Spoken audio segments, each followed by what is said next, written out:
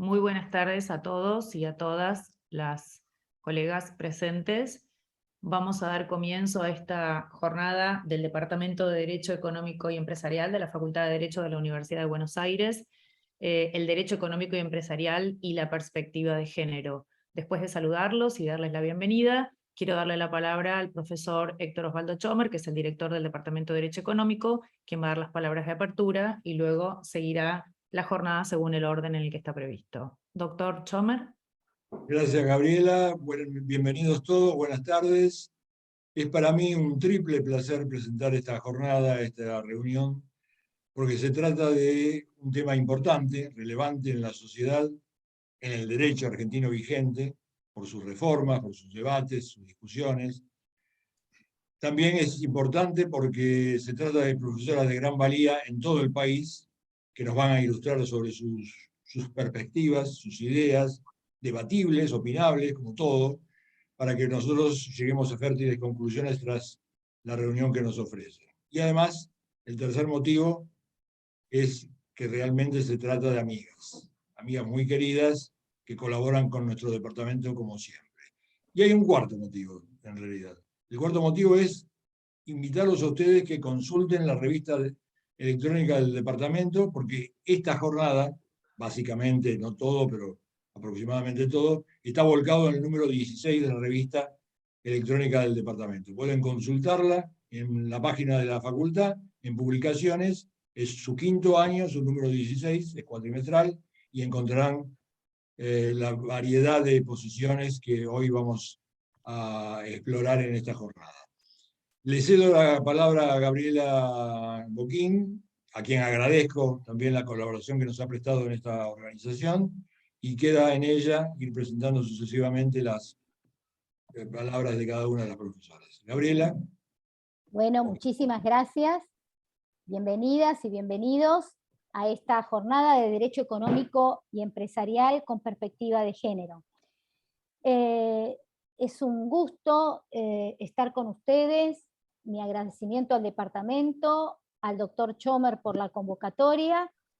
Y bueno, para no perder nada de tiempo, porque creo que van a ser muy ricos todos los análisis de las profesoras que nos acompañan, voy a presentarlas a cada una, agradeciéndoles que nos acompañen en esta tarde,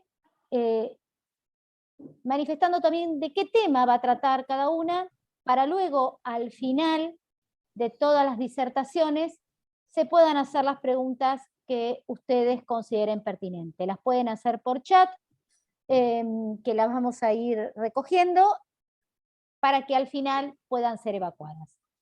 En primer lugar, la doctora Lorena Schneider nos va a hablar hacia la modernización del derecho de sociedades, vicisitudes y desafíos. La doctora es doctora en Derecho en el área mercantil de la UBA, máster en Derecho Comercial y de los Negocios de la UBA, miembro del grupo de expertos en Derecho Societario del Instituto Iberoamericano de Derecho y Finanzas, miembro del Instituto de Derecho Empresario de la Academia Nacional de Derecho y Ciencias Sociales, directora de Diplomatura de la UCEMA. Luego la doctora Laura Poletti nos va a hablar de cómo ejercer la abogacía con perspectiva de género. La doctora Laura Poletti es abogada, notaria por la Universidad Nacional del Litoral. Es una apasionada por el ejercicio del derecho preventivo y en mostrar una abogacía que contribuye a la paz social, especialista en Derecho de la Empresa por IDEA y Derecho Laboral por la Universidad Nacional del Litoral, docente en ESIAD en materias empresariales agropecuarias, y se encuentra en este momento justamente participando en Mujeres en Dirección de la Fundación Flor, y en empresas familiares de la Universidad de Itela. Es titular del estudio jurídico y miembro activa de distintas ONG vinculadas a la niñez, el arte y la discapacidad. María Eugenia Basualdo nos va a hablar de derechos humanos y perspectiva de género, paridad en la composición de los órganos de administración. María Eugenia es abogada por la Universidad Nacional del Litoral, especialista en docencia universitaria, especialista en Derecho de la Empresa, especialista en Derecho Notarial, Registral e Inmobiliario de la Universidad Nacional del Litoral, profesora ordinaria de la Universidad Nacional del Litoral, en las cátedras Personas Jurídicas Privadas y Derecho de la Insolvencia y Títulos Valores. Es docente estable e invitada en carreras de maestrías y especializaciones en la Universidad Nacional del Litoral y en la Universidad Nacional de Entre Ríos. Es investigadora, directora, coordinadora e integrante titular de proyectos de investigación en el área del derecho privado, autora y coautora de libros, artículos de revista y publicaciones jurídicas, disertante, expositora, coordinadora en cursos de posgrado y actualización, integrante titular del Instituto de Ciencias Jurídicas en la región del Centro de la Academia Nacional del Derecho y Ciencias Sociales de Córdoba. María Cristina de Césaris nos va a hablar de las mujeres y la organización empresarial, acciones afirmativas inspiradas en los principios rectores de las Naciones Unidas. María Cristina es profesora titular ordinaria por concurso de Derecho de la Insolvencia y los Títulos Valores de la Universidad Nacional del Litoral, profesora estable de las carreras de posgrado de especialización en sindicatura concursal, Derecho de Daños y Derecho de Empresa de la Universidad Nacional del Litoral, ex vocal de Cámara Civil y Comercial de Santa Fe, ex jueza civil y comercial de la misma ciudad, miembro del Instituto de la Empresa de la Academia Nacional de Derecho de Córdoba, profesora invitada en carreras de posgrado de distintas universidades, miembro de jurado en diversos concursos de selección de magistrados, profesores y aspirantes a registros notariales de la provincia de Santa Fe.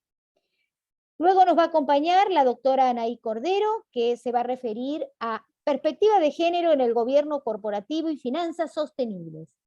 La doctora Anaí Cordero es profesora regular adjunta de la UBA en esta facultad, profesora de posgrado de la UBA, máster de Derecho Empresario de la Universidad Austral y miembro de distintas asociaciones de derecho comercial.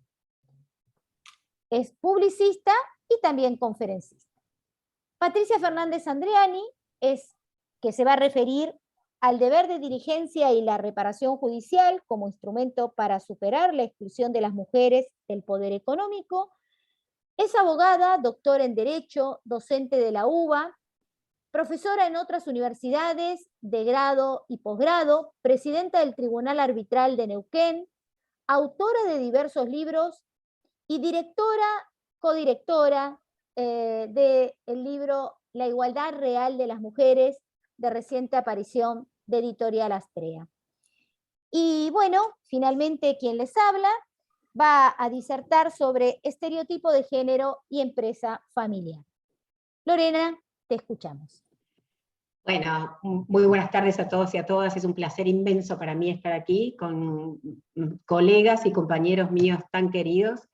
Así que los abrazo desde aquí a la distancia a todos ustedes y a todo el público que está allí desde el otro lado.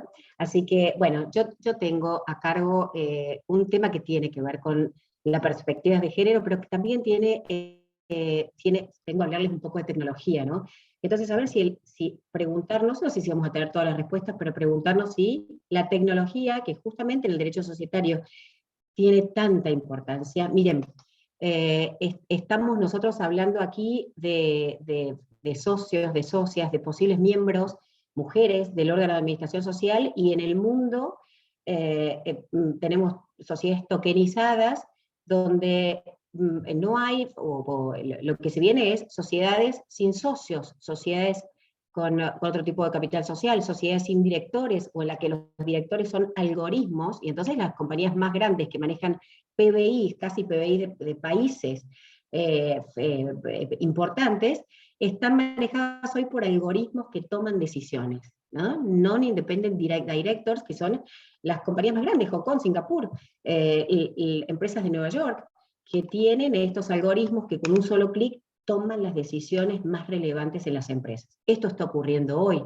Las compañías, nosotros comenzamos con tener reuniones virtuales y reuniones no presenciales, o esto de prescindir un poco de la comunicación física de la persona para pasar a tener un criterio de comunicabilidad. Esto existe en el mundo. Dejamos de estar presenciales todos para comunicarnos a través de medios telemáticos. Esto existe hoy en el mundo, y hay compañías, Iberdrola es una de las compañías españolas que hoy han implementado el sistema de reuniones telemáticas, pero ya no virtuales como estamos haciendo hoy aquí, sino a través del metaverso, con avatares. O sea que hoy los accionistas se comportan con avatares, y hoy los accionistas se manejan en las sociedades, en estas famosas DAOs en el mundo, a través de tokens. Ya no estoy yo presente en las reuniones directoriales o en las reuniones de asambleas, y ya no soy el accionista Lorena, Patricia, Osvaldo, etcétera, etcétera. Somos quien tiene el tenedor de tokens, ¿no?, en estas sociedades 4.0. Y entonces decimos, ¿y dónde queda la perspectiva de género aquí? El papel de la mujer y del hombre, que es tan importante, que es imprescindible. La mujer se comporta en el mundo como por donde pase una mujer, lo que se ve es que mejora notablemente el ámbito en el que se desarrolle esa mujer, ¿no? Entonces ahí es donde vemos cuáles son las implicancias que tiene hoy la tecnología, que avanza a un paso, a pasos. Lo que yo les acabo de decir, lo que les acabo de decir ya es viejo, para que veamos cómo se comporta la tecnología, ¿no? Entonces, esto del blockchain y de la cadena descentralizada de datos, con sesgos y demás, o de un algoritmo que pueda tomar determinaciones en compañías en el mundo, ya es viejo. Desde aquella declaración de los derechos universal de derechos humanos del 10 de diciembre del 48, que comienza a hablar de evitar todo tipo de discriminación hacia los sexos, y hacia el sexo femenino, y hacia cualquier otra persona, y las recomendaciones del Comité de Convención sobre eliminaciones de todas las formas de discriminación de la mujer, hemos recorrido un gran camino, desde allá hasta aquí, desde el primer esbozo de una posibilidad de voto de una mujer hasta aquí.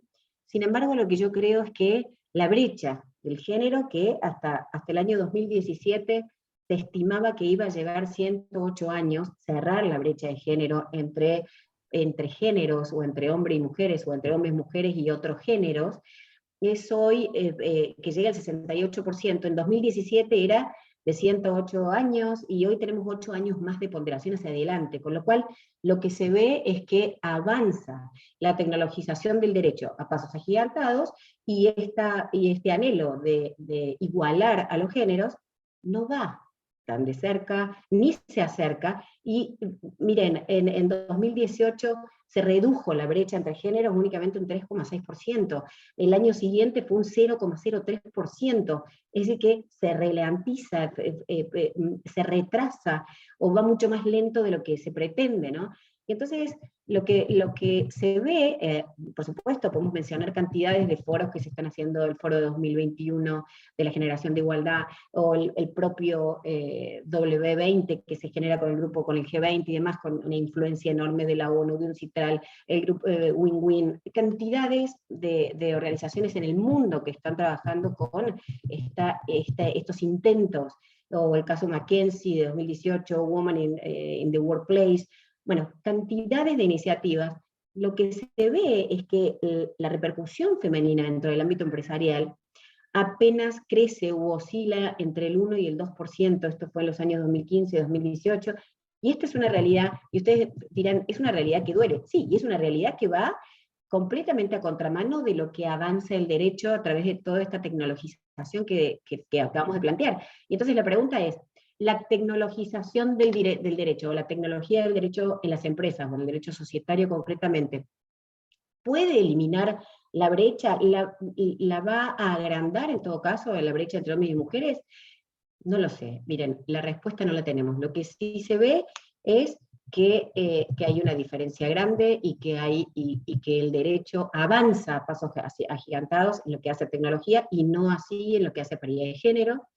Y esto es una realidad, es lo que se ve.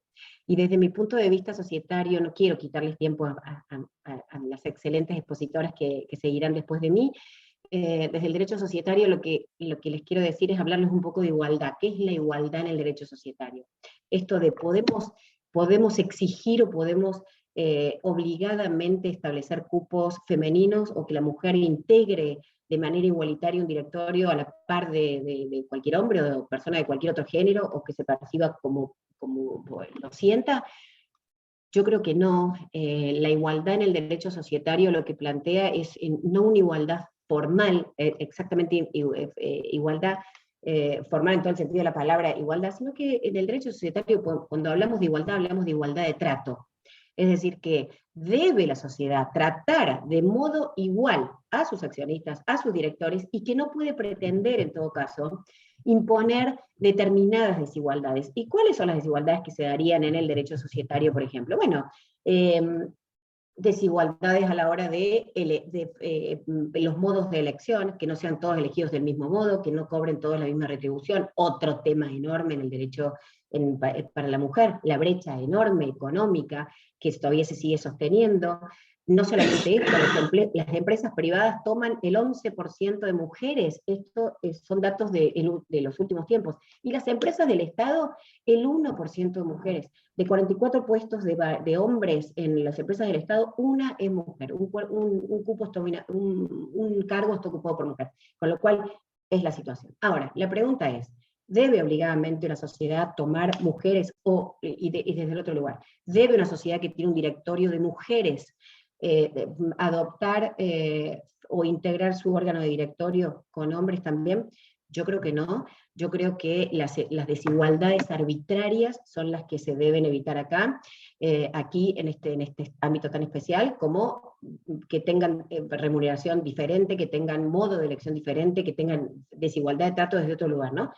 Pero creo que nos debilita como mujeres imponer que en un directorio de mujeres de siempre pongamos hombres, y viceversa, que en un directorio de mujeres establezcamos de hombres, pongamos mujeres únicamente porque lo tengan que ser, o porque tengan que estar para cumplir con esto.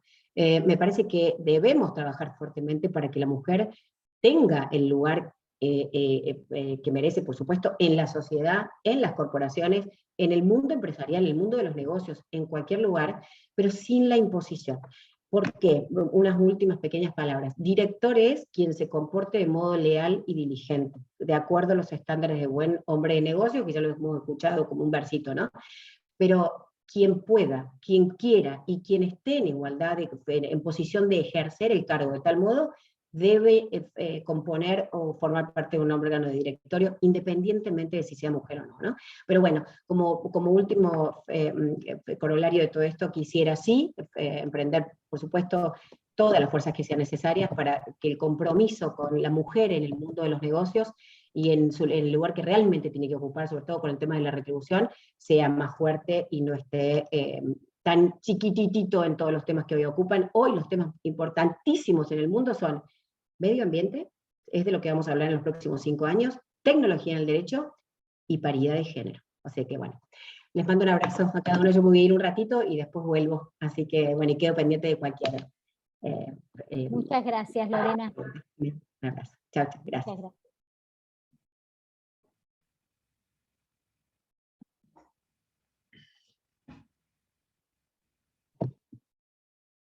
Laura. Hola, ¿me escuchan bien? Bueno, estoy queriendo compartir pantalla, no sé si están viéndola.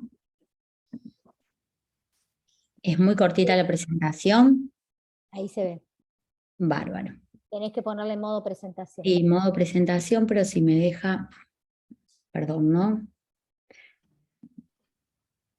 Bueno, yo voy a hablar de cómo ejercer la abogacía. Gracias, Gabriela, por la invitación. No quiero robar tiempo, espero agradecer a todos los que estamos hoy conectados en esta tarde de miércoles. Y voy a comentarles un caso práctico, desde un pequeño estudio jurídico del interior del país, cómo este mundo académico puede hacer una transformación positiva en el ejercicio de la abogacía con perspectiva de género y el impacto que tiene en nuestra profesión, todo lo que ustedes están llevando a debate en cada ámbito. Y para eso les quiero invitar con una reflexión que hace poco me dejaba y me regalaba una profesora, con 2 minutos de detenimiento de Bertolt Brecht, que dice: Sobre todo, examinen lo habitual. No acepten sin discusión las costumbres heredadas. Ante los hechos cotidianos, por favor, no digan es natural. En una época de confusión organizada, de desorden decretado, de arbitrariedad planificada y de humanidad deshumanizada, nunca digan es natural, para que todo pueda ser cambiado. Esta reflexión me llevó a pensar cómo contarles un método de un casito práctico que es mi pequeño estudio jurídico en el interior. Cómo me movilicé, cómo analicé, tomé medidas y tomé decisiones para empezar a ejercer la abogacía con una perspectiva de género, que para mí era una materia desconocida, hasta tanto llegaron Patricia, Gabriela, María Cristina y todas las que estamos hoy escuchando aquí a iluminarnos el camino, ¿no? Partí de poder capitalizar la experiencia que tuve como directora durante el 2002 y el 2009 en un grupo corporativo de mi ciudad, y de esa creciente necesidad que tenía de decir cómo hago esto que yo escucho en el mundo académico, llevarlo a mi práctica de mi metro cuadrado en el día a día con mis pymes y mis clientes en una ciudad radicada en el interior del país y en una zona donde hay muchas pymes industriales, agropecuarias.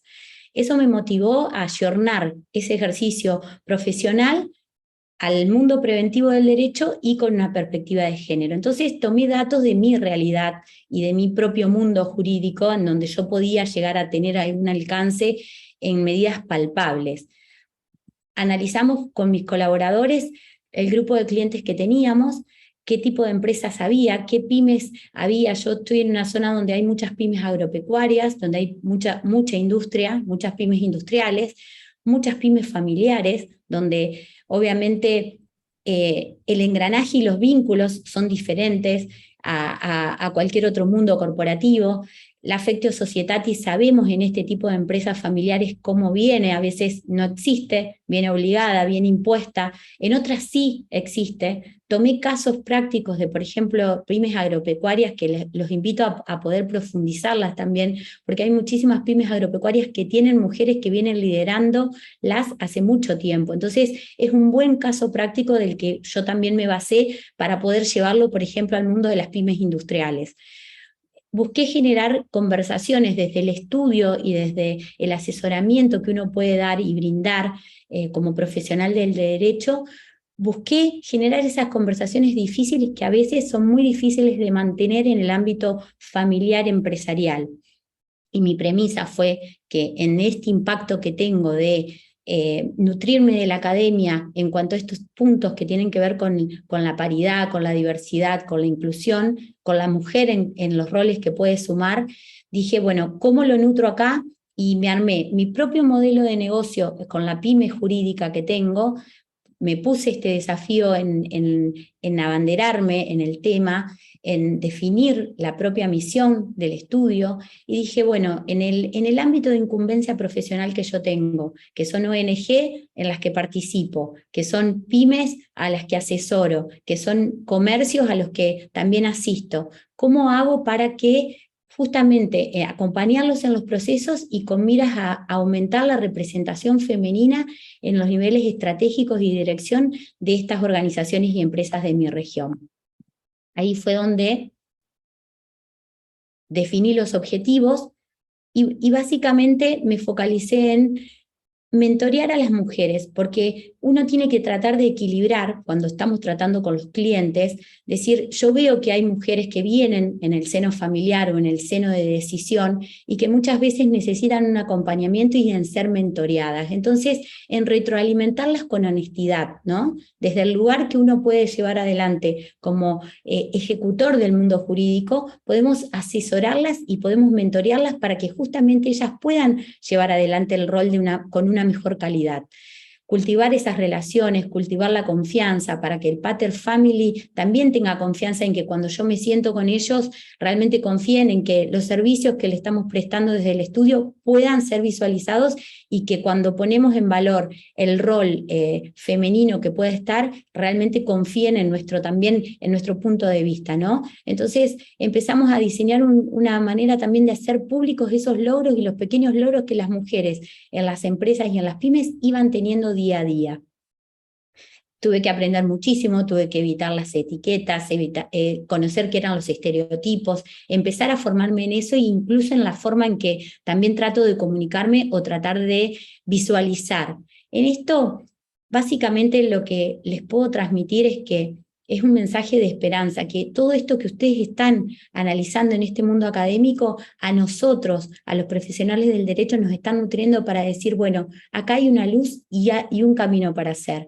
El atributo principal que nosotros estábamos viendo en cada una de las mujeres es que llevan conversaciones de calidad en el directorio, las preguntas, la mujer se anima a preguntar, la mujer tiene esa ventaja de que no tiene vergüenza, si no conoce el negocio pregunta, investiga. Y los otros días estaba leyendo un ejemplo que hizo Eleanor Roosevelt en la Comisión de Derechos Humanos en la ONU, cuando ella empezó a integrarla. Había una anécdota muy significativa que los mismos hombres que formaban con ella esa comisión contaban que que venían a una reunión social cuando iban al comité, y que a partir de que ella llevaba temas de conversación a la mesa que eran importantes y de debate y discusión, empezó a tener mayor calidad. Bueno, eso lo vemos reflejado también nosotros en el día a día nuestro. ¿Qué es lo que consideramos como piezas fundamentales para que poder hacer este engranaje? Y que les digo que hoy estaba mirando los números de esta mañana para poder transparentarles y decirles que en este año un 50% de las pymes que asesoramos ya tienen mujeres sentadas en el rol de directoras o en la gerencia de la SRL como socia gerente. El impacto del mundo académico es muy, muy, muy fuerte para nosotros. Los valiosos aportes de todas las profesionales, hemos tomado también como muy valioso la guía de recomendaciones que hizo en la resolución conjunta la CNB con el Ministerio de Mujeres, Género y Diversidad en el año 2021, que en realidad tiene un montón de puntos que a nosotros nos han servido de decir, bueno, ¿cómo esto yo lo tamizo y lo paso a mi realidad? Y, por ejemplo, llevo a las organizaciones empresariales, las cámaras que nuclean las pymes y demás, bueno, en lo que es recursos humanos, cuando la pyme tiene que elegir o tiene que seleccionar personal, bueno, implementemos esto desde las cámaras, llevemos esto a discusión, donde el género sea un tema de debate, también desde el asesoramiento, digamos, en todos los ámbitos, en las cámaras empresariales, en las ONG donde participo también, en las comisiones directivas, empezar, por ejemplo, en una comisión directiva de un club, empezar a tener la participación femenina, y si bien no era una obligación, y en la provincia de Santa Fe no es obligatorio, decir, bueno, tomarme esas resoluciones que sabemos que existen o medidas y adelantarnos a. Eso para mí ha sido muy bueno. Y otro de los puntos que me parece importante destacarles es que vemos que esto es un paso, es una transición, porque cuando uno se sienta a atender un cliente que es joven, que está con un emprendimiento y demás, vienen chipeados diferentes, vienen ya con una perspectiva de género muchísimo más amplias. El tema acá es acompañar esta transición y ser puentes en el asesoramiento cuando tenemos que la primera generación o la segunda generación, y llevarla a que pueda amalgamarse con las generaciones que vienen. Por eso entendemos que esto va a ser un tema de transición para lo que es las pymes y las empresas, por lo menos en el ámbito en el que yo me muevo, es temporal, porque las nuevas generaciones ya tienen otra mirada en el tema. Y traté de hacer un FODA, digamos, de lo que vengo viendo, digamos, en el estudio, con la práctica profesional, y es qué fortalezas voy descubriendo. En algunos casos hemos podido reemplazar los cargos en el directorio, hemos podido reemplazar hombres por mujeres, en otros no hemos podido, entonces lo que hemos diseñado es incrementar el número de directores para poder dar lugar a que mujeres se sienten en esa dirección o en esa gerencia de la sociedad de responsabilidad limitada. Después estamos viendo numerosas oportunidades, esto de llevar análisis y discusiones más ricos a las reuniones de directorios que muchas veces no se hacían y ahora empiezan a hacerse, y se empiezan a debatir temas y a preguntarse de una manera más rica y más nutritiva. ¿Por qué? Porque hay una mujer también sentada ahí que quiere interesarse por el negocio y quiere poner, digamos, también su calidad de trabajo con su mirada. Entonces, también otra de las oportunidades que tenemos es esto que les contaba, que estamos generando la inclusión y la contratación con una mirada de género, sobre todo con esta mirada de las cámaras empresariales, cómo pueden llegar a las pymes de una manera más estratégica también, ¿no? Debilidades seguimos encontrando, porque si no generamos procedimientos y normas que lo sustenten, yo creo que esto puede llevarnos muchísimo más tiempo de implementarse. Y las amenazas, que siempre están también, y tienen más que nada relación con decir, bueno, hacerlo a veces porque es políticamente correcto. Si de pronto tengo un aporte no reembolsable para mi sociedad porque tengo una mujer sentada en el directorio y eso es un punto que me suma, a veces como es políticamente correcto lo sumo, pero en realidad esa mujer no está viniendo a ejercer el cargo en sí. Entonces las amenazas siempre están. Entonces considero que si desde un pequeño estudio jurídico podemos hacer el cambio o sentir que vamos sumando granitos de arena, creo que los grandes estudios y los profesionales del derecho podemos hacer muchísimo en esto en la práctica del día a día. No tengo más y les agradezco muchísimo el tiempito. Muchas gracias, Laura. Gracias a ustedes. Ya te dejo de compartir, Gabriela.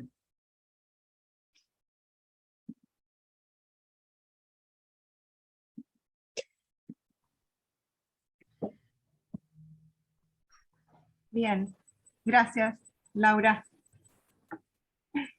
Bueno, siguiendo con la jornada y con esta actividad que se ha organizado desde la Facultad de Derecho de la Universidad de Buenos Aires. El tema que seleccioné es un tema polémico, así que va a estar interesante después si se suman al debate. Como dijo Gabriela, el tema es derechos humanos, perspectiva de género y paridad de composición en los órganos de administración de las sociedades. Traté de estructurarlo en base a 3 líneas. En un primer momento, ver la cuestión estadística, que es disparadora de la problemática. En un segundo momento, tiene que ver con esto del análisis de la legislación, de esta legislación en el derecho comparado europeo, y en la legislación cómo se da en el continente americano.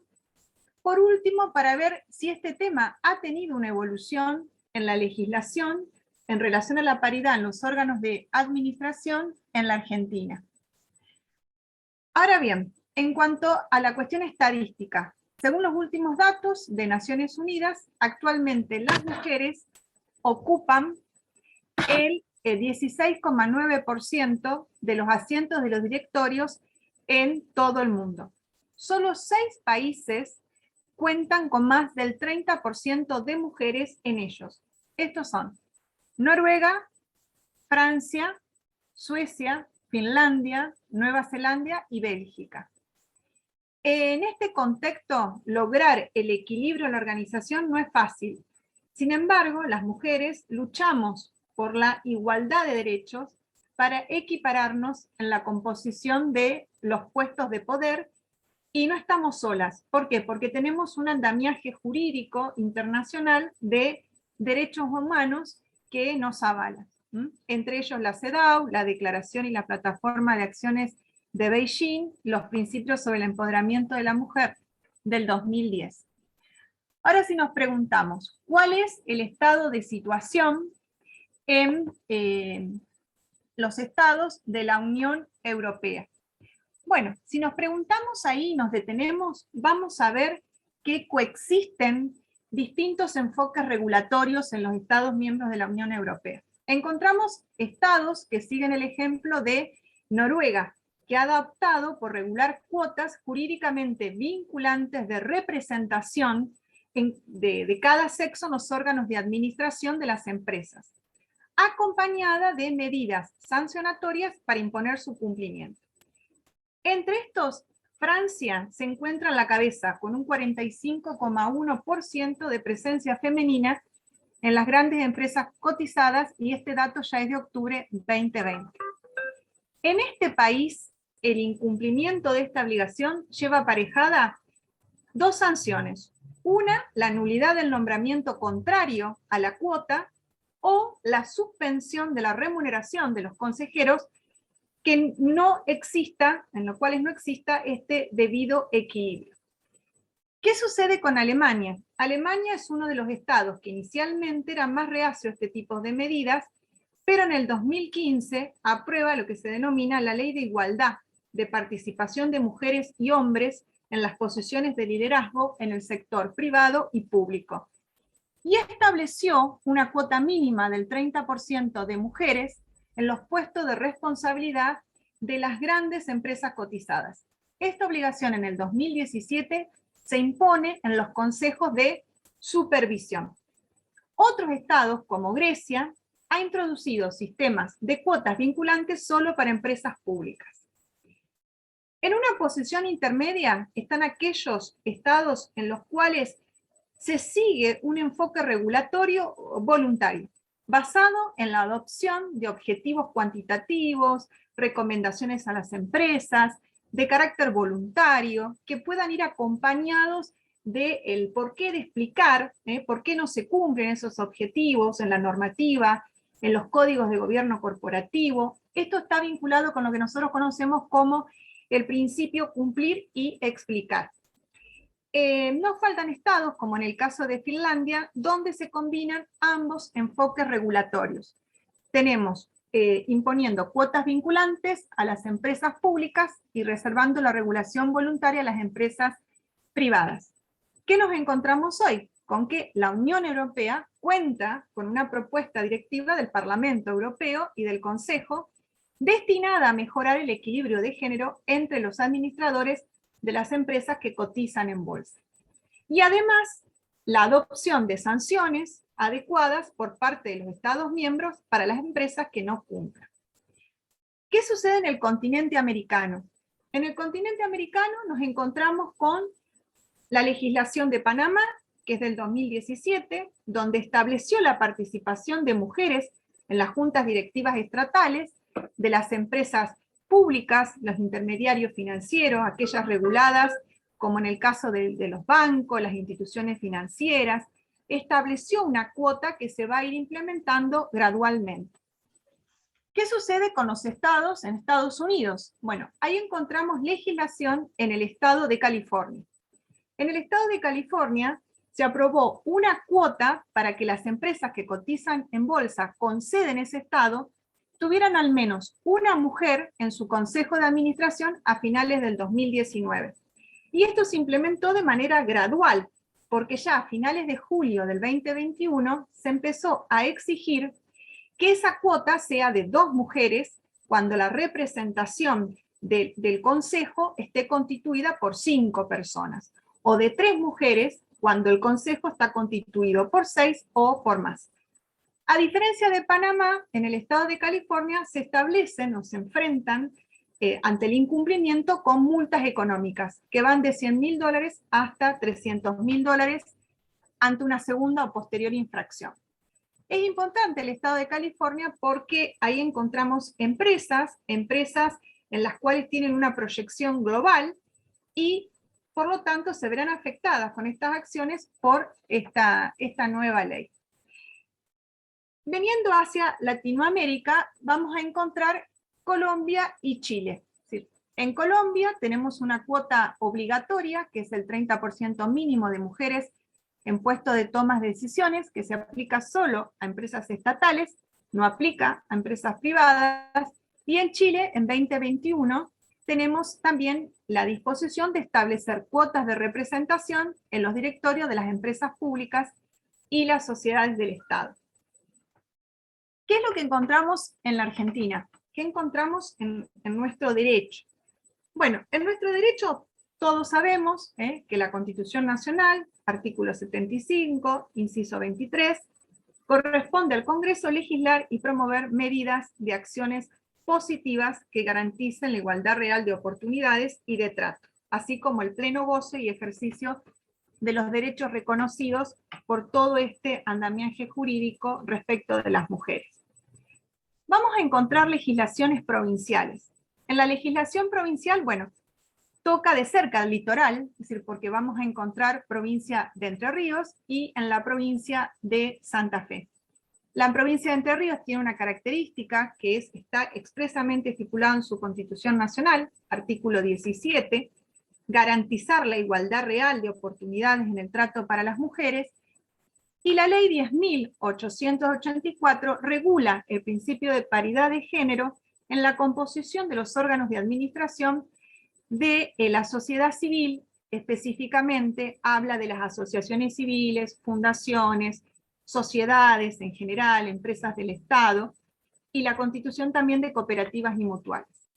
En Santa Fe, en nuestra provincia, la ley 14.002 establece el principio de paridad de género. Ahí es de nuestro interés el artículo 3, inciso D, porque es el específico en materia empresarial, porque dice la integración de los órganos será según las leyes orgánicas o estatutos para el sector público, provincial, no financiero, para empresas, sociedades y entes públicos, bajo la forma de empresas públicas, sociedades anónimas con participación estatal mayoritaria, sociedades anónimas del Estado, del que participe el Estado. Bueno, esto me llevó a buscar los proyectos de ley. Es decir, si está en la agenda de nuestros parlamentarios y de nuestras parlamentarias, este tema, es decir, el de la cuota, ¿está en la agenda? Bueno, sí, está en la agenda. Hay proyectos de ley, vamos a encontrar proyectos de ley del año 2019, del año 2020, que han perdido estado parlamentario. En el año 2020 hubo 3 proyectos, y esos mismos 3 proyectos se volvieron a presentar en el 2022, por los mismos legisladores, y tengo que decir que son de distintos signos políticos, y sin embargo tienden a promover esto de la paridad de género. Así encontramos proyectos que refieren a paridad de género en sociedades del Estado, en las sociedades anónimas con participación estatal mayoritaria. También encontramos un régimen de gobierno para empresas con participación estatal mayoritaria y paridad de género en empresas del Estado Nacional. A modo de conclusión, ante este escenario, los estados y las empresas no pueden permanecer ajenos. Los estados sabemos que deben proteger los derechos humanos, los estados deben adoptar las medidas apropiadas para prevenir, mitigar, investigar, castigar, reparar abusos mediante políticas adecuadas, y las empresas tienen la responsabilidad de respetar derechos humanos. Deben abstenerse de infringir los derechos humanos de terceros y obviamente hacerse frente a las consecuencias negativas sobre derechos humanos. Entonces, para alcanzar la paridad de género, los estados deben establecer un marco regulatorio y garantizar la coherencia en materia de políticas públicas, y las empresas deben convertir las buenas intenciones en prácticas reales. Es decir, ambos deben garantizar el acceso a una reparación efectiva cuando se vulneran estos derechos. Es sabido que en los foros se pone en duda la legitimidad del sistema de cuotas, y gran parte de la academia la considera medidas que son controvertidas y polémicas. Sin embargo, podemos ver el éxito que esto ha tenido en el derecho comparado en algunos países de Europa que lo han adoptado. La doctrina nacional, reconocemos que le quedan varios debates pendientes en relación a estos temas. Primero es tratar de resolver si existen derechos fundamentales afectados por las acciones positivas y las cuotas, y en segundo lugar, ¿cuál sería el ámbito de aplicación de las cuotas? Es decir, ¿qué sociedades alcanzaría? ¿Solo las sociedades donde hay una participación del Estado? ¿O las sociedades que están en la órbita del mercado de capitales? ¿Qué hacemos? ¿Excluimos las sociedades cerradas? ¿Las pymes? Bueno, considero que esta jornada es una oportunidad académica porque nos está convocando a hablar sobre estos temas, y implican estas un aporte más a los que se han realizado a los fines de fomentar la inclusión de las mujeres en este ámbito de decisión social, económico y político. Bueno, estamos frente a la gran oportunidad de liberar a las mujeres que se desempeñan en el sector empresarial del peso que llevan a cuestas, acompañando con una legislación nacional en consonancia con la internacional. Y creo que de esta manera, entre juntos y juntas, podemos, como me gusta decir, perforar el techo de cristal descifrar el laberinto, perderle el miedo al precipicio de cristal, salir del suelo pegajoso y derrumbar los muros de cemento y atravesar esas fronteras de cristal. Gracias. Muchas gracias, María Eugenia. Bueno, continúo yo. Buenas tardes. Gracias a esta nueva invitación del Departamento Económico Empresarial. Gracias, Osvaldo. Un gusto estar compartiendo esta tarde con ustedes. Bueno, María Eugenia se refirió a una de las medidas de acción positiva, una medida o acción afirmativa. Yo voy a entrar, digamos, voy a medir bien mi tiempo, las 6:50, o sea que voy a entrar directamente con el concepto de las llamadas acciones positivas o acciones afirmativas o medidas de discriminación positiva o medidas de discriminación inversa. El origen de las medidas o acciones afirmativas como un mecanismo equiparador de desigualdades sociales y de espacios democráticos para grupos desventajados deriva de la traducción del término estadounidense affirmative action, que según dicen y según he investigado fue utilizado por primera vez por el presidente John Kennedy en el año 1961, cuando invitó a que a través de acciones afirmativas se integraran a los grupos desventajados o subrepresentados, y que se generalizó a partir de la sanción de la Ley de Derechos Civiles en Estados Unidos en el año 1964. Cuando hablamos de medidas de acción afirmativa, se comprende a todas las acciones utilizadas fundamentalmente por los poderes públicos tendiente a implementar prácticas equiparadoras y restablecedoras de los derechos fundamentales para grupos excluidos y discriminados, como son, por ejemplo, en Estados Unidos eran los grupos afroamericanos, las mujeres, indígenas, personas en situación de discapacidad, etc.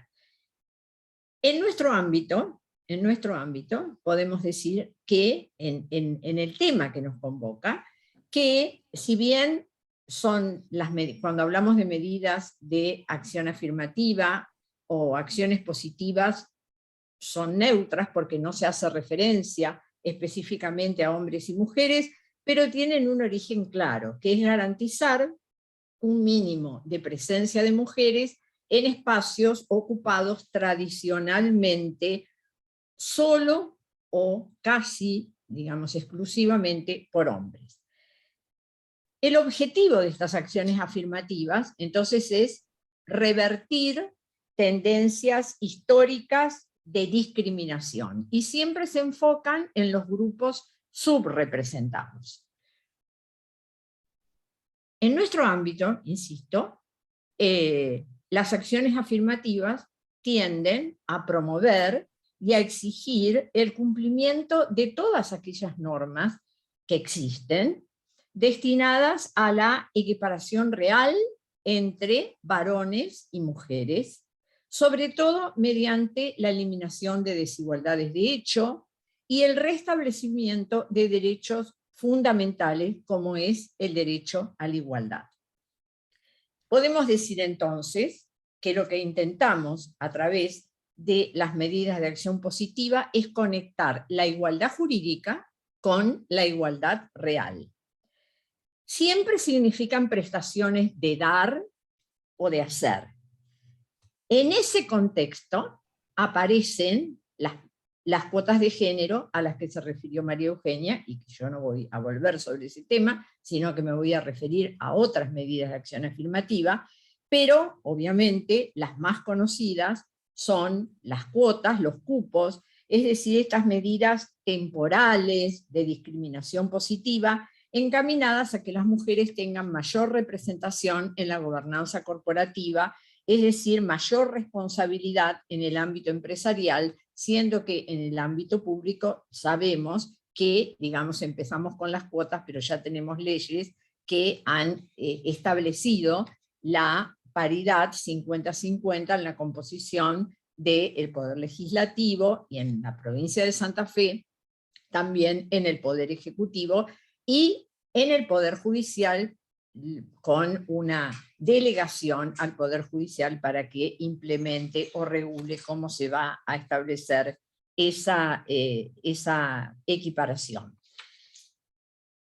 Voy a referirme, y así dice el flyer, el título que yo elegí, para hablar a las medidas de acción positiva, a las medidas afirmativas, con sustento en los principios rectores de las Naciones Unidas, que hoy, y desde el año 2011, son la base sobre la cual se está construyendo la Agenda Empresas y Derechos Humanos que impulsan distintas organizaciones e instancias internacionales como la OIT, la OCDE y ONU Mujeres.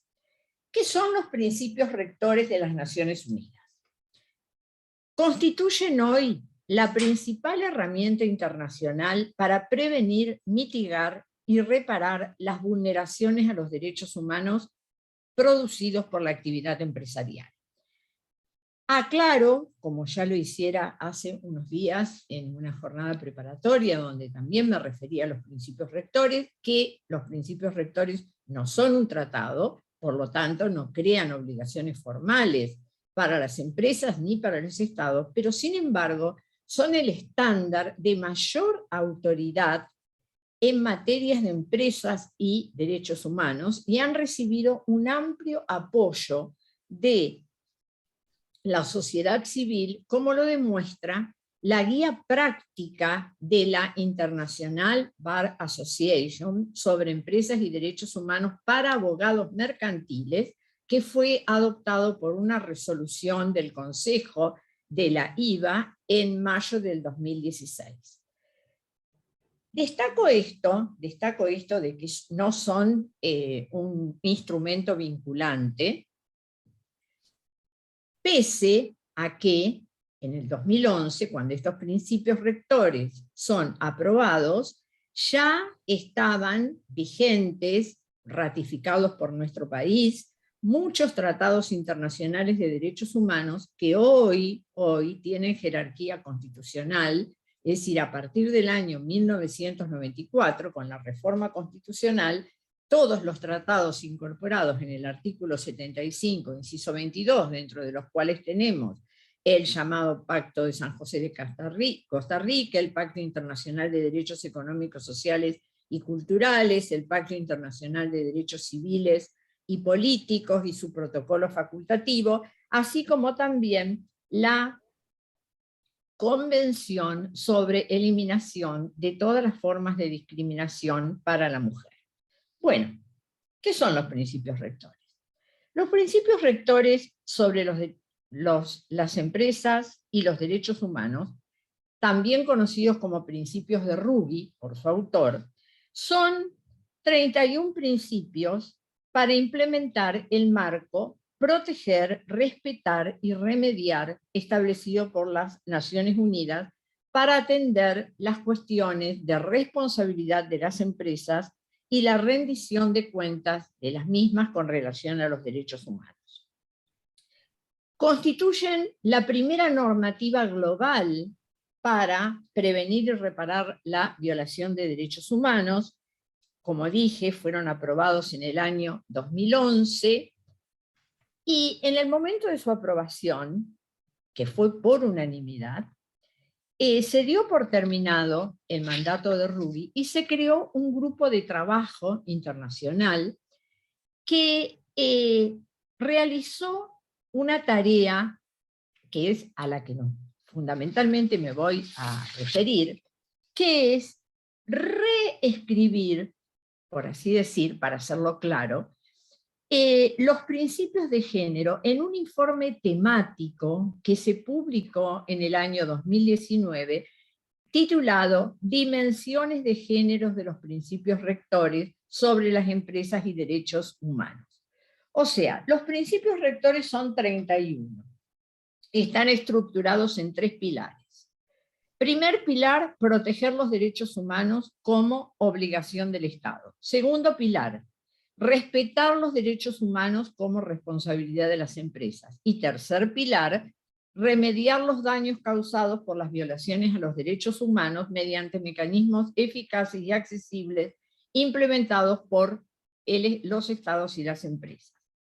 Este grupo de trabajo comienza en el año 2017 a hacer una pesquisa, un sondeo, consultas en 50 países y da a conocer en el año 2019 un informe temático donde el objetivo principal es proporcionar directrices a los estados para incorporar una perspectiva de género al aplicar los 31 principios rectores.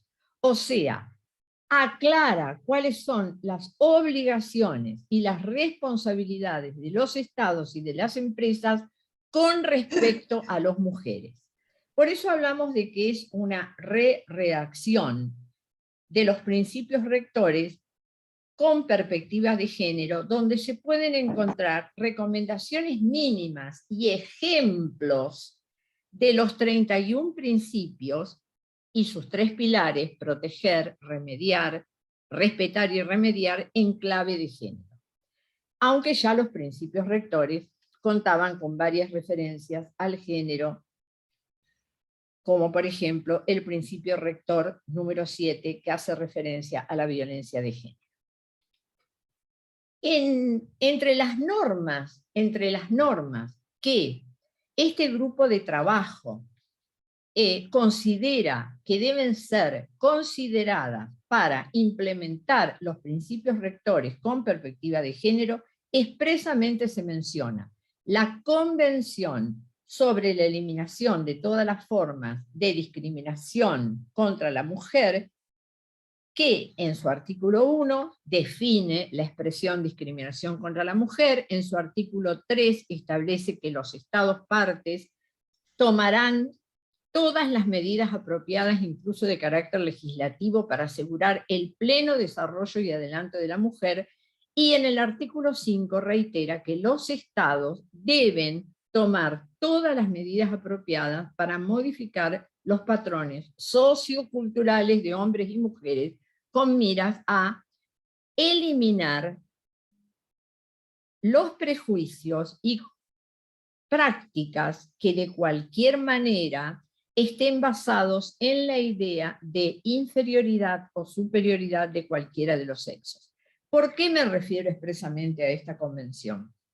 Me refiero expresamente a la CEDAW porque dije que los principios rectores no son vinculantes, no son obligatorios, pero los principios rectores se refieren a tratados internacionales que para nosotros tienen rango constitucional y que establecen obligaciones para los 3 poderes del Estado. Teniendo en cuenta el tiempo que tengo todavía disponible, voy a mencionar 3 o 4 medidas de acción positiva basadas en estos principios rectores.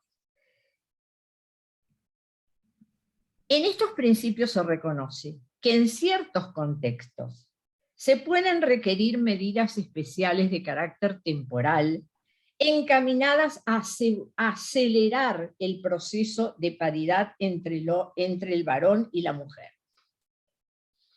Por ejemplo, dejemos de lado las cuotas. Dejemos de lado las cuotas porque a eso ya se refirió María Eugenia.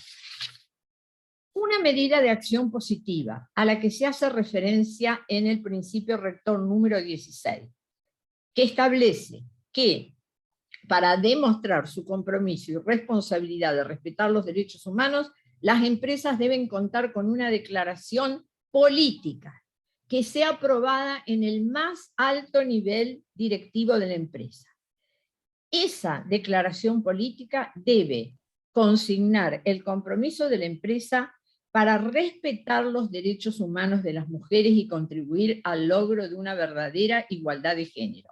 Es la directriz de género número 16. Otra medida de acción positiva, las vinculadas con las políticas de cuidado y con la contratación y eliminación de las brechas salariales. Los principios rectores traducidos en clave de género impulsan medidas proactivas para la contratación de mujeres. Por eso propicia que el equipo de selección debe estar entrenado a sí mismo para eliminar los prejuicios implícitos. O sea, prejuicios inconscientes que condicionan todos los procesos de selección de personal, que los tenemos nosotros mismos. Es decir, esos estereotipos inconscientes que todos tenemos respecto a las cualidades masculinas o femeninas. Todos tenemos visiones estereotipadas, relacionadas con el género, el sexo, la raza, la edad, etc. O sea, todos tenemos representaciones simplificadas e incompletas de lo femenino y de lo masculino. Esos prejuicios inconscientes se vuelcan en los procesos de selección y hay que eliminarlos. Muchas gracias, María Cristina. Le cedemos la palabra. Un segundo, cierro. Si me permitís, cierro. Porque quiero hablar de las políticas quiero cerrar con acciones positivas respecto a las políticas de cuidado. O sea, las empresas deben cumplir como mínimo con lo que establecen la ley argentina en materia de licencias. Es decir, se debe tomar medidas positivas, no para fomentar el maternalismo, sino para fomentar la corresponsabilidad. Es decir, tener políticas, acciones positivas de flexibilidad para garantizar que las tareas de cuidado sean primero que sean compartidas y en su caso que sean reconocidas. En definitiva, también se propician las compras de productos o servicios a empresas que sean propiedad de mujeres o lideradas por mujeres, y también todas las iniciativas orientadas a impulsar la actividad empresarial de las mujeres, brindando apoyo financiero mediante tasas preferenciales. Estos son solo algunos de los ejemplos de las acciones positivas que deben ser implementadas en el sector privado y que deben ser difundidas y extendidas. Estas buenas prácticas son particularmente relevantes porque es probable que una única medida no produzca resultados significativos, pero sí, todas juntas, pueden provocar una reducción en la brecha de género y pueden provocar un cambio. Bueno, me ha resultado un poco difícil resumir, disculpen si me excedí 3 o 4 minutos, espero haber transmitido la idea esencial. Muchas gracias, Gabriela. Anaí, te escuchamos. Gracias, Gabriela, gracias, Osvaldo. Bueno, yo un poco voy a seguir, me ha inspirado María Cristina para seguir con las ideas positivas existentes. ¿Cuál es la situación de la mujer, la participación de la mujer en la producción y en la gobernanza empresarial? Algo de esto ya habló María Eugenia y Paula. Primero y principal, que si vamos a las pymes, que recién escuchábamos a Laura, que realmente se está incrementando la participación de las mujeres. Si tomamos las estadísticas de CAME, solamente un 26% de las pymes del rubro comercial pertenecen a mujeres y un 3% al rubro industrial. Si vamos al ranking de mujeres en el directorio de C-Level de 2022, tenemos que de 200 empresas globalizadas, que algunas de ellas están en la Argentina, aquí un 20% solamente en esas empresas hay mujeres o tienen cargos gerenciales un 9%. Y como bien ya lo habló María Eugenia, también tenemos mujeres, un índice en los directorios, y el último índice de la CNB, la participación en las sociedades que hacen oferta pública, es de un 14%. ¿Por qué ocurre esto? Bueno, como decía María Cristina, nos faltan acciones positivas todavía, pero una de las cosas, yo creo que esta metáfora que ya se habló del techo de cristal y las paredes de cristal, las mujeres nos cuesta asumir a lo mejor posiciones de liderazgo. No estoy hablando solamente en el mundo empresarial, en el mundo universitario, en el mundo sindical. En el mundo sindical no hay posiciones casi de liderazgo de mujeres. Son muros invisibles, y además las mujeres siempre tenemos una posición que somos paredes de cristal. Así seamos lo más independientes, pero siempre somos un apoyo. Es un apoyo que viene, por eso las mujeres en el mundo empresarial, antes de llegar a un directorio, un 73% ha sido secretaria o ha estado en el rubro administrativo. Entonces, el objetivo de esto es, es romper estas paredes, y porque estos son, como decía María Cristina, son sesgos que nosotros traemos de religiosos, educativos y sobre todo de la selección del personal. ¿Cómo voy a invertir recursos en una mujer joven, por ahí, que puede ser muy inteligente, pero puede ser futura madre? Y por ahí decide dejar la empresa para irse a ahorrar. O sea, ese sesgo es el que tenemos que derribar. Y eso no es una tarea fácil, es una tarea colectiva de la sociedad. Y como decía recién también ella, el tema de las licencias y demás, todas esas acciones positivas que nos van a hacer derribar. La noticia buena en todo esto es que hay un movimiento en las finanzas sostenibles, sobre todo en la oferta pública.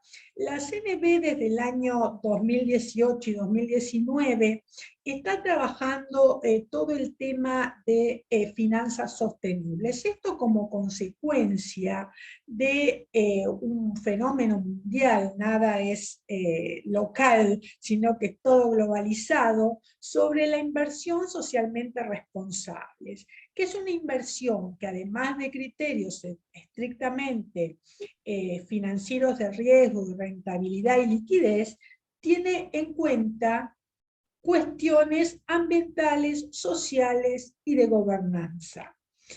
La CNB hace mucho hincapié en estos temas.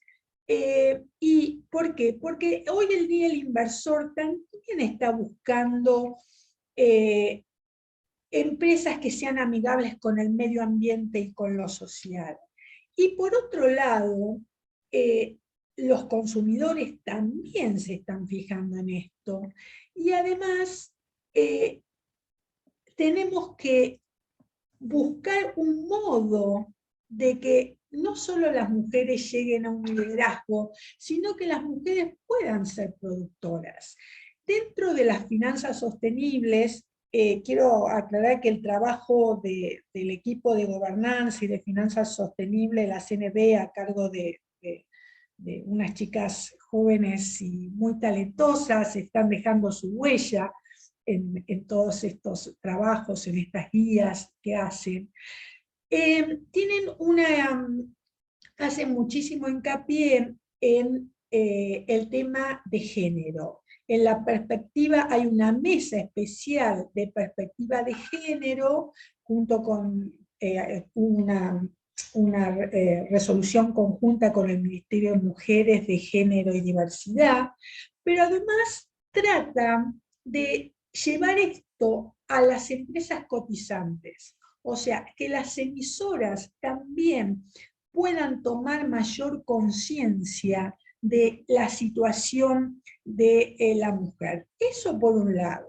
Pero por otro lado, dentro de las finanzas sostenibles, donde BIMA tiene un papel muy importante porque tiene un panel especial de sustentabilidad, o sea, de bonos verdes o sociales o sustentables, cualquiera de los tres, un panel con muchísimo éxito, y con gran alegría hemos podido ver que últimamente hay bonos.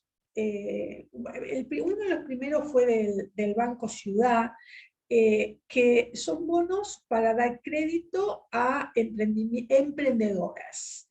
Y hay otro de Sumatoria, que es una asociación civil que lanzó unos bonos específicamente con perspectivas de género. Porque muchas veces, o sea, estas son acciones positivas de las que hablaba María Cristina que se están llevando a cabo.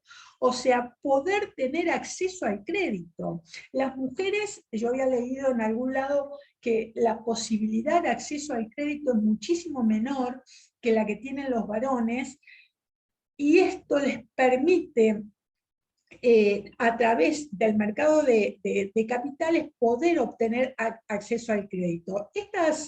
Algunas de estas obligaciones negociables no es que las puedan comprar los inversores, sino que estos son títulos que son adquiridos por inversores institucionales, o sea, compañías de seguro, o sea, no están abiertas al mercado en general, pero esperemos y ojalá se siga dando este avance de las finanzas sostenibles y que en un futuro pueda todo el mercado de capitales tenga perspectiva o que tenga títulos que puedan tener perspectiva de género para ayudar al desarrollo productivo en las mujeres. Ahora hay un lado B de las finanzas sostenibles.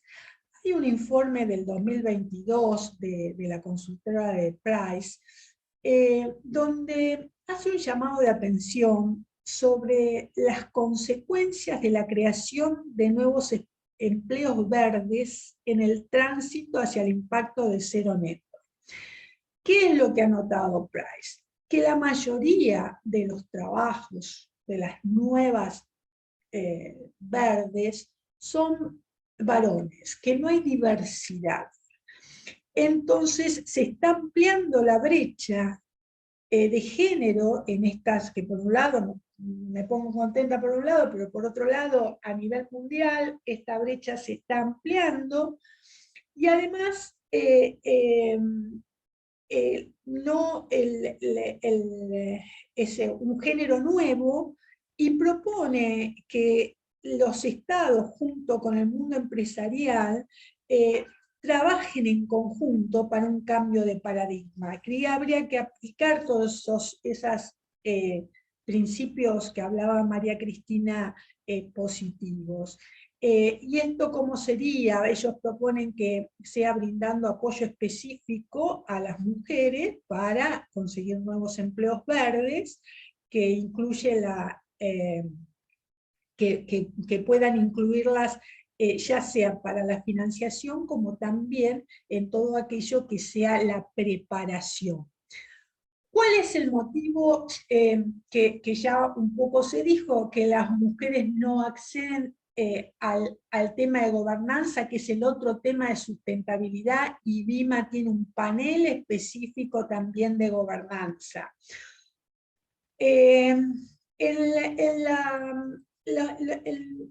Según la OCDE, las desigualdades están en todos los ámbitos, desigualdades de género, sea en la vida social, en la económica y en todos los países. Y a igualdad de preparación, incluso las mujeres con mayor escolaridad, la remuneración es menor. Esto ya todos lo saben. Pero estos principios que están en la OCDE también nos hacen pensar por qué las mujeres. Hoy yo le escuchaba a Lorena que decía el director es un directorio tal y tiene que llegar a tal por las condiciones sin los cupos.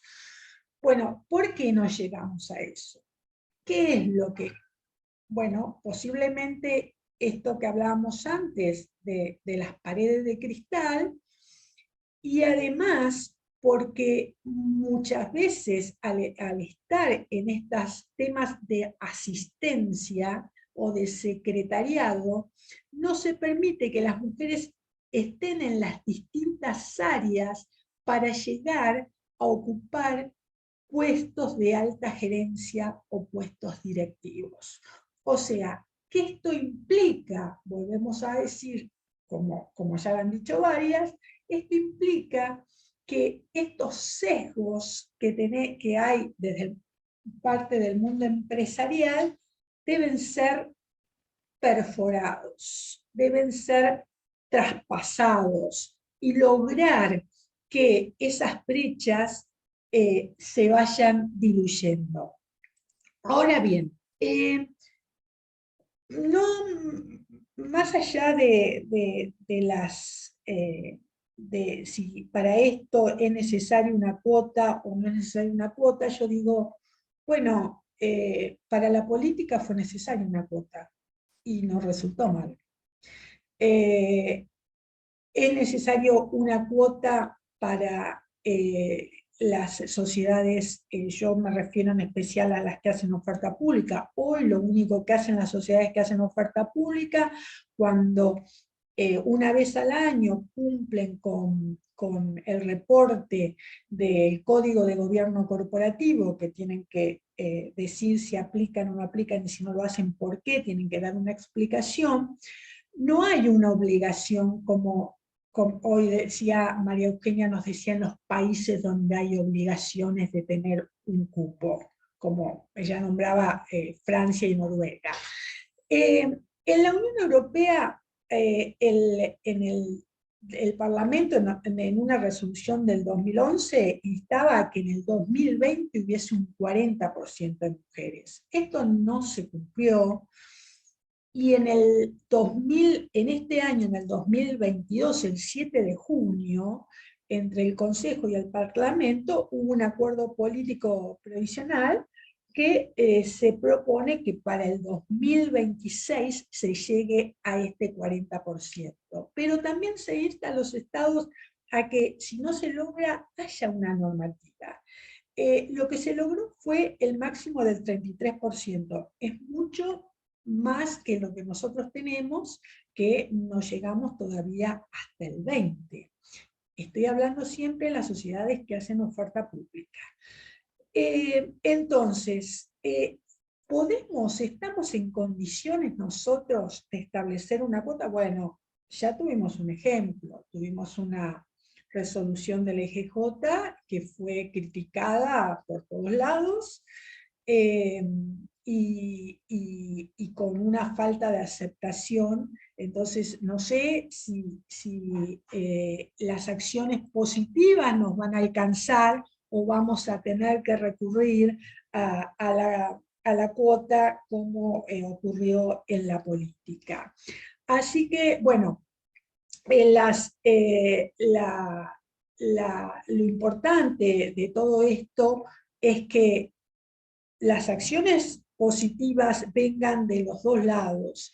Y creo que el modo de financiar las actividades productivas también va a ser que las mujeres tengamos mayor autonomía y podamos de ese modo poder cumplir el acompañamiento en este momento. El poco acompañamiento que pueda haber lo tenemos por suerte, que es la buena noticia del lado de las finanzas sostenibles, pero creo que estas acciones positivas deberían ser de parte de todo el mundo financiero para poderse salir adelante. Bueno, creo que he cumplido mi tiempo y muchas gracias. Muchas gracias, Anaí. Bueno, vamos corriendo, creo, Gabriela, ¿no? Contratiempo, nos quedan pocos minutos, si no nos van a descolgar. Bueno, muy buenas tardes a todas, a todos. Mi agradecimiento especial al doctor Chomer por hacer posible este encuentro y también por este nuevo ejemplar de la revista de la Universidad de Buenos Aires, que aborda el tema del derecho empresarial con perspectiva de género. Y gracias a la doctora Gabriela Boquín, porque sin ella, el mismo doctor Chomer lo dijo en ese ejemplar, no hubiera sido posible. Ella ha aceptado, nos ha aglutinado, nos ha liderado y ha hecho posible este resultado. Así que bueno, mi agradecimiento también a todas las colegas que han participado en esta oportunidad, porque se ha visto que no todas compartimos las mismas visiones, las mismas miradas, pero todas tenemos la misma meta, ¿no? De sensibilizar para poder superar esta discriminación estructural que padecen las mujeres. Lo cierto es que la igualdad real es hoy en día un espejismo, y el síntoma más evidente de la desigualdad es la violencia que padecen las mujeres, no solo en nuestro país, sino en el mundo entero. De tal manera que se considera que la violencia que padecen las mujeres y las niñas es la violación de los derechos humanos más universal y más oculta. ¿Y por qué padecemos esta discriminación, esta violencia las mujeres? Seguramente Gabriela nos va a ilustrar con el tema de los estereotipos que vienen de antaño, de siglos y siglos, y que nos condenan a un lugar de subordinación. Y entonces, ¿cómo hacer para revertir esta desigualdad estructural y cementada a través de los siglos? Y uno de los, nosotras desde este lugar, sensibilizando y hacemos mucho, por cierto, como bien dijo Laura, desde lo académico, como faro, y como proyección de una nueva cultura, pero indudablemente el rol primordial lo tiene el Estado a través del deber de diligencia que le cabe, y en especial en el caso, que es de lo que voy a hablar, del deber de diligencia que le cabe al Poder Judicial.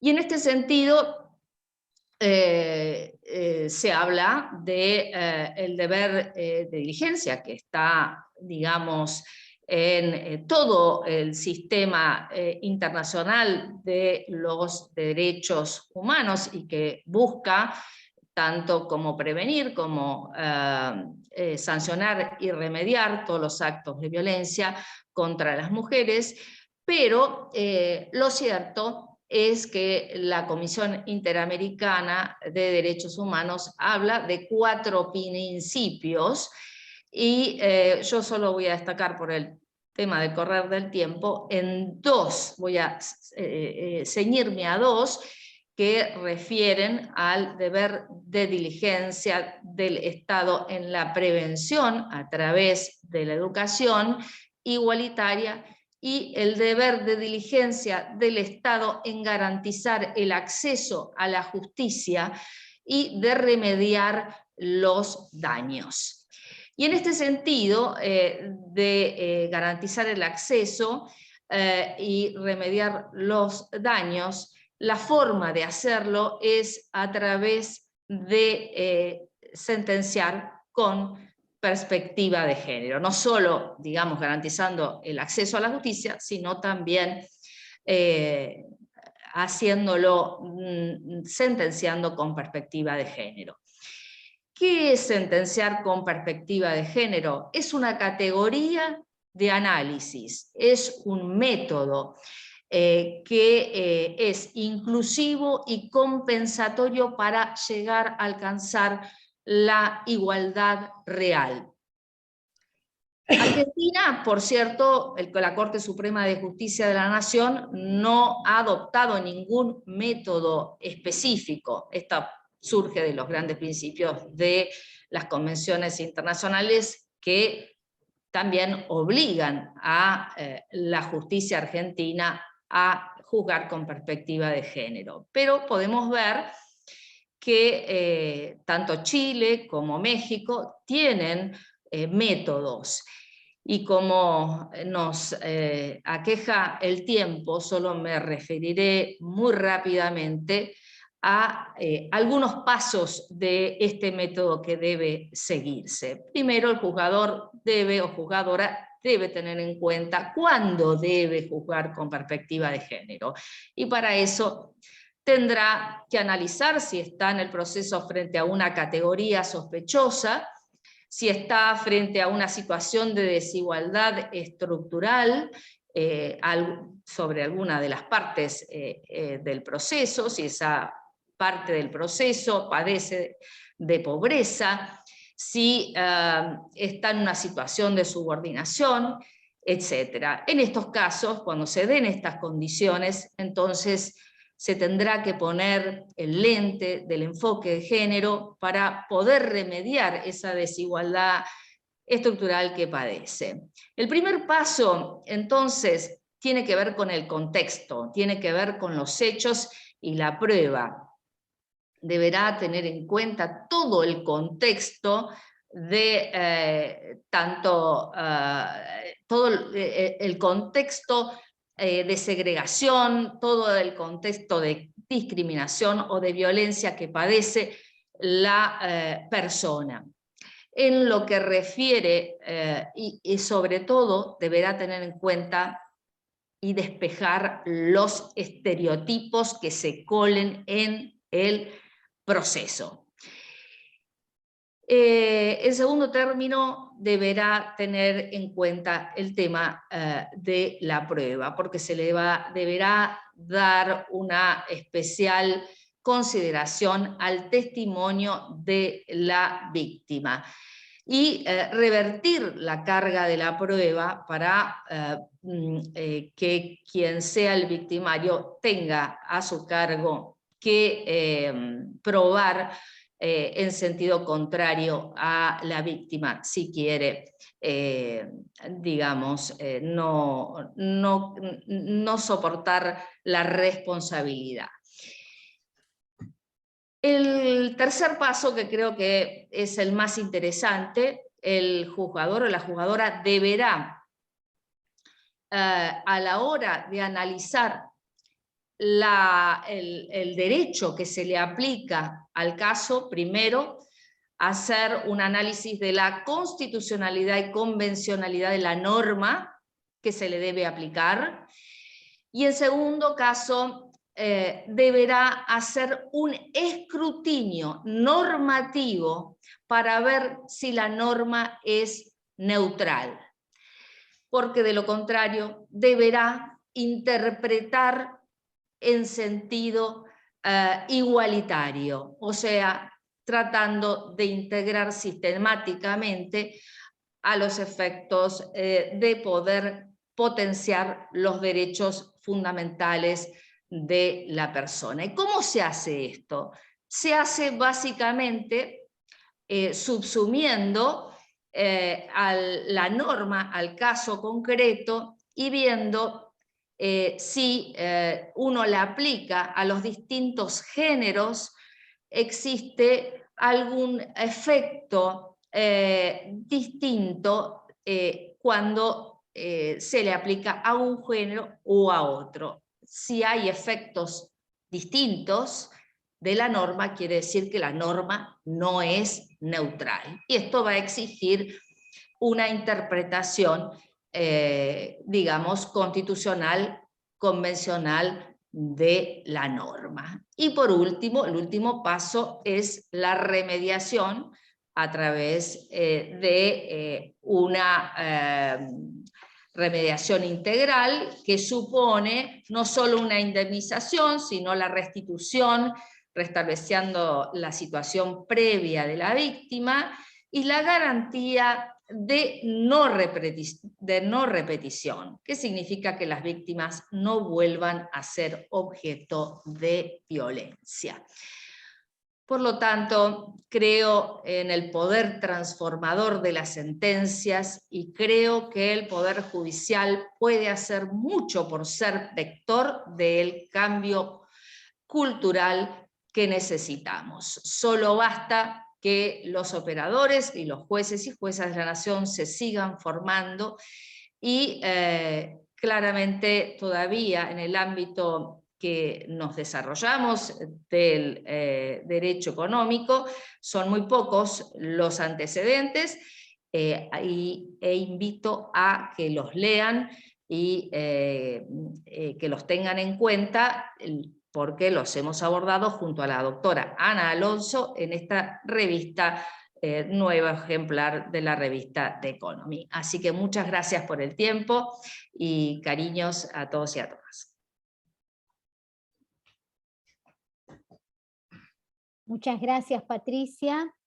Está habilitado el chat para que puedan hacer las preguntas. La doctora Silvana García ya ha formulado una. Nos dice, ¿podemos considerar que existe un estereotipo o un prejuicio subyacente cuando se afirma es la idoneidad y no la igualdad lo que debe determinar la participación de género femenino en los órganos directivos? Como si se estuviera diciendo, si hay mujeres, hay que ver eso, en tanto que nunca se ha cuestionado la participación masculina bajo este estándar. ¿Alguna de las profesoras invitadas quiere comentar algo? Sí, yo si querés. Sí, Anaí, perfecto. No, yo creo que sí, que por supuesto nunca se cuestiona, ni se cuestiona un liderazgo o una alta gerencia de un varón, y sí, por supuesto que hay sesgos. Yo creo que en los directorios es donde más se pueden notar los sesgos. Por ahí, por eso cuando Laura hablaba de las pymes y la inclusión, digo, bueno, por algo estamos empezando y es muy bueno, pero sí, es así. Nunca se cuestiona la participación masculina y se considera que por ser masculina está todo bien. Exacto, Anaí. Y creo que tiene que ver también mucho con el estereotipo, ¿no? Porque a la mujer se la reserva al lugar doméstico propio de una cultura que se nos ha impuesto a lo largo de los años y en la cual hemos sido criadas, y por ende se dice cuando se sale al ámbito público, ¿tiene suficientes méritos para salir al ámbito público? Es como una pregunta inconsciente, ¿no? Creo que nadie se la formula de manera consciente como discriminatoria, sino inconsciente. Salió al ámbito público, ¿tiene suficiente mérito para estar en el ámbito público? Y con esto no estoy hablando de que la pregunta se la haga, y creo que Silvana coincide porque hemos hablado muchas veces, que esta pregunta no se la hacen los hombres respecto de las mujeres, sino también las mujeres respecto de otras mujeres, con lo cual está claro que esto es un tema cultural, porque el estereotipo es una cuestión cultural. Gabriela, si me permitís, investigando el tema de las acciones afirmativas, Sowell, que es un economista norteamericano, afroamericano, que tiene 92 años, fue el principal opositor a los cupos de género de afroamericanos en las universidades. Y escribió libros al respecto, porque consideraba, digamos, que a la universidad se debía, es decir, él oponía cupos a meritocracia. Y sobre esto, esto nos revela, digamos, que el tema de las acciones positivas o de las medidas de acción afirmativa han sido resistidas en muchos países, y no solamente con respecto a las mujeres, sino con respecto también a otros grupos infrarrepresentados. El tema es, a ver, la meritocracia.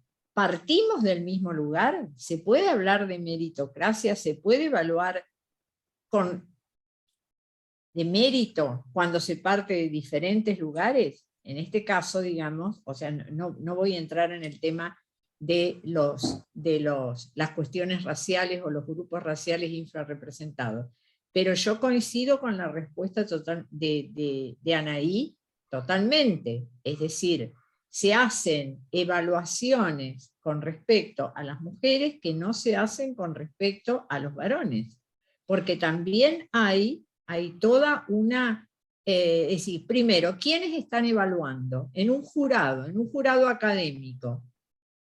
Tiene que haber paridad de género en ese jurado para valorar la idoneidad de mujeres y varones.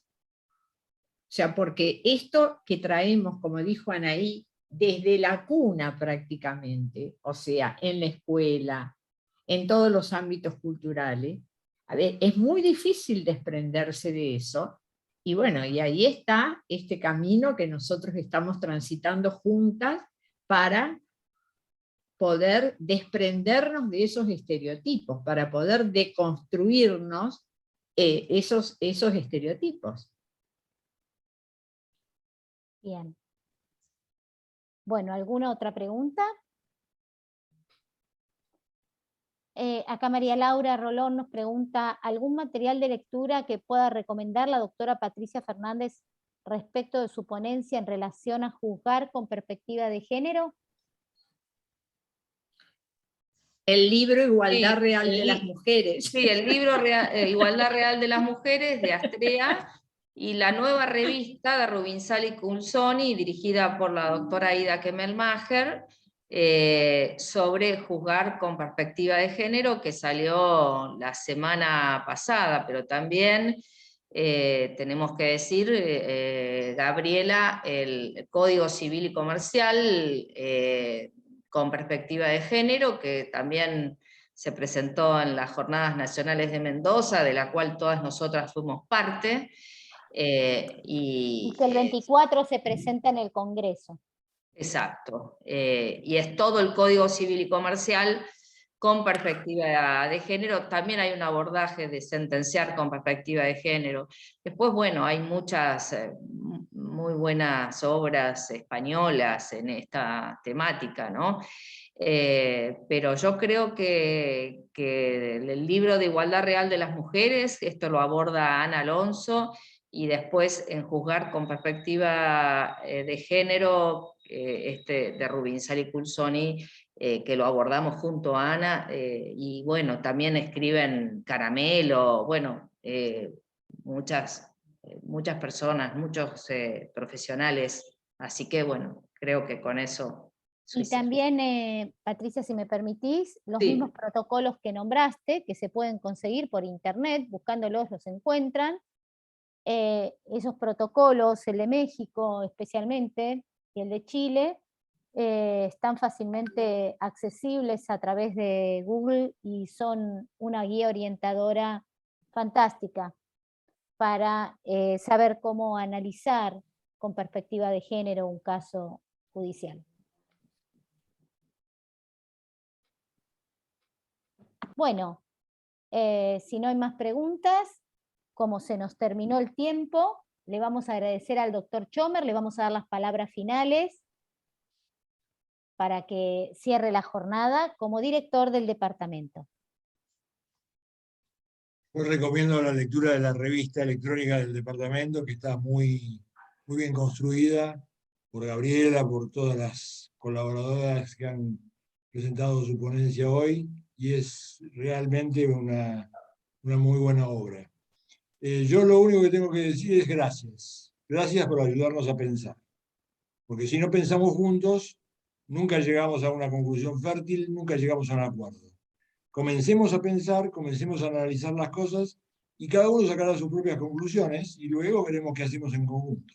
Pero necesitamos más de esto, y gracias a ustedes lo tenemos, para seguir pensando.